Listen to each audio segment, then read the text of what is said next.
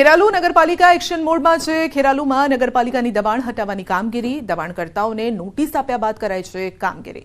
જકાતનાકા પાસે હાટડીયા વિસ્તારમાંથી દબાણ હટાવાયા।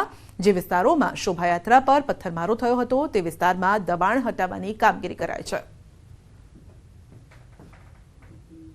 ખેરાલુ નગરપાલિકા એક્શન મોડમાં આવી છે। ખેરાલુ નગરપાલિકા દ્વારા હાલમાં જે ખેરાલુ નગરપાલિકા વિસ્તારમાં આવતા ગેરકાયદેસર જે વધારાના જે બાંધકામ કરવામાં આવ્યા છે તે તોડી પાડવાની જે કામગીરી હોય છે તે હાલમાં કરવામાં આવી રહી છે। તમે જોઈ શકો છો પાલિકા ટીમ સહિત જે પોલીસ તંત્ર હોય છે તે ઘટના સ્થળે પહોંચી ચૂક્યું છે અને જે વધારાના જે બાંધકામ કરવામાં આવ્યા છે તે તોડી પાડવાની જે કામગીરી હોય છે ચાલી રહી છે।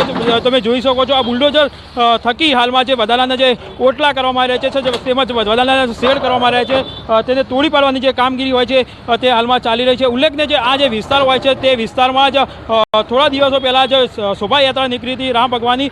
તે રામયાત્રા શોભાયાત્રા દરમિયાન પથ્થરમારો કરવામાં આવ્યો છે, ત્યારબાદ આ જે કાર્યવાહી હોય છે તે હાલ કરવામાં આવી રહી છે। અંદાજિત 30 કરતાં જે વધુ હોય જે દુકાનો હોય છે, જે મિલકત ધારકો હોય છે તેમના ત્યાં હાલમાં જે કાર્યવાહી હોય છે કરવામાં આવી રહી છે। જેસીબી સહિત જે અન્ય સાધનો દ્વારા હાલમાં જે કાર્યવાહી હોય છે તે કરવામાં આવી રહી છે અને જે વધારાનું જે બાંધકામ કરવામાં આવી રહ્યું છે તેને તોડી પાડવાની હાલમાં કામગીરી હાલમાં ખેરાલુ નગરપાલિકા દ્વારા કરવામાં આવી રહી છે।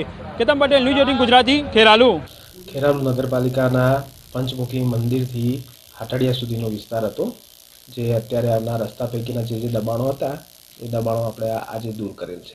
અંદાજિત આપણે 32 મિલકતોને નોટિસ આપવામાં આવેલી અને તેમાંથી મોટાભાગના દબાણો આજે દૂર થઈ ગયા છે અને મોટાભાગના લોકોએ સ્વયંભૂ પોતાના દબાણો જાતે પણ અમુક વ્યક્તિઓએ પોતાના દૂર કરેલ છે। બુલેટિનમાં આગળ વધીશું નાનકડા બ્રેક બાદ।